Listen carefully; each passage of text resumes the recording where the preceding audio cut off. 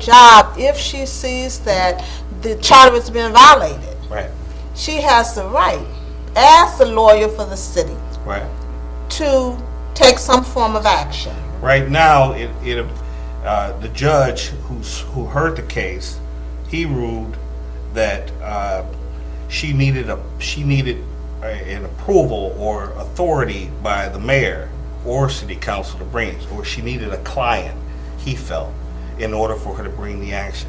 Of course, that's not the way our charter is written, and it was questionable whether or not he had really gotten an understanding or grasp of what the charter meant, which the city council felt it was necessary then to emphasize it and put the issue directly to the voters so that any ambiguity in her authority was cleared up. So, Proposal C is designed to do that. So she already has the power to Yes. do so, but this particular proposal is just going to give her, strengthen Right.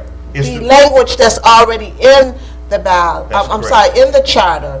It will strengthen that language. So if you vote yes, you're saying that you want that language to be strengthened. Right. To give a corporation council the authority to withhold the charter.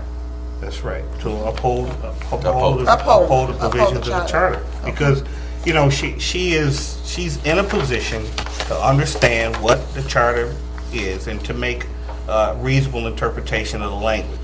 And when she feels that, regardless of whether or not it's Crystal Critton or whoever holds the position, if that person feels that either branch has steered away from what the provisions of the charter set forth, she has a mechanism, and that is to allow her to go to the court and simply get a declaratory action, to file a declaratory action setting forth what the charter means and stopping the abuse from occurring.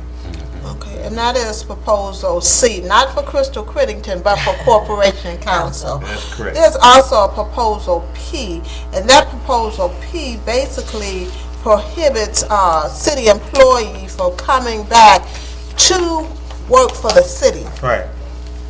unless 1 year period of time is gone. Is that correct? That's correct. The new charter at section 2-106.5 prohibits the city from hiring officials who leave the city for whatever reason, either retirement, layoff, or any other reason, from coming back to work for the city immediately. They have to have a year wait period. And the thought behind it was that they didn't, the charter commissioners did not want a person leaving the city and then coming back for working for a third party and lobbying the very department that they just left. So that was viewed as an ethical concern. But the way in which the language was written, it has been interpreted by the ethics board for the city to not allow a person to, right now in the city, there's a lot of downsizing occur. As everybody knows, we don't have any money. So in an effort to save the city money, there are full-time employees who are losing benefits by going on a contract basis and still doing the work that they had been doing as a full-time employee. And it has saved, going to that method has allowed the city to keep more people who would otherwise be unemployed, keep them employed in a contract basis. So it has actually helped the city manage itself through this fiscal crisis. But the language in the charter now has been interpreted to mean that if you leave full-time employment, you cannot come back and do contract work, which means a person who has great skill, who the department really needs in order to provide services to the people, are not being allowed to do that because they have to wait a year for no discernible ethical purpose. It's hard to see what ethical benefit is gained by prohibiting a person who wants to work in that capacity. The city wants them to come back.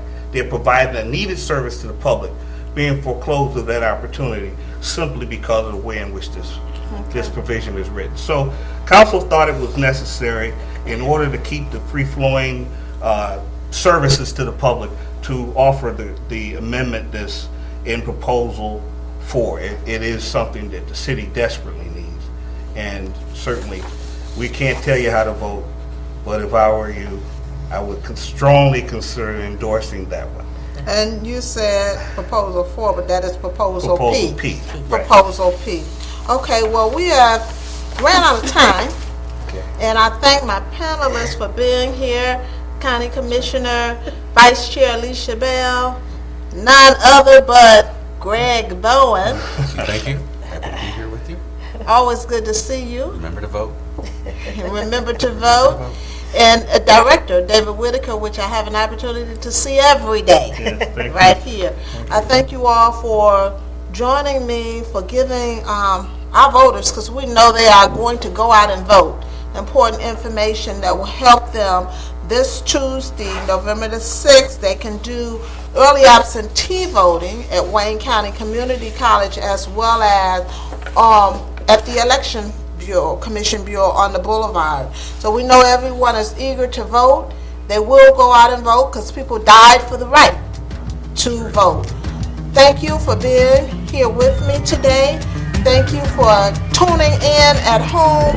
We hope we gave you some pertinent information.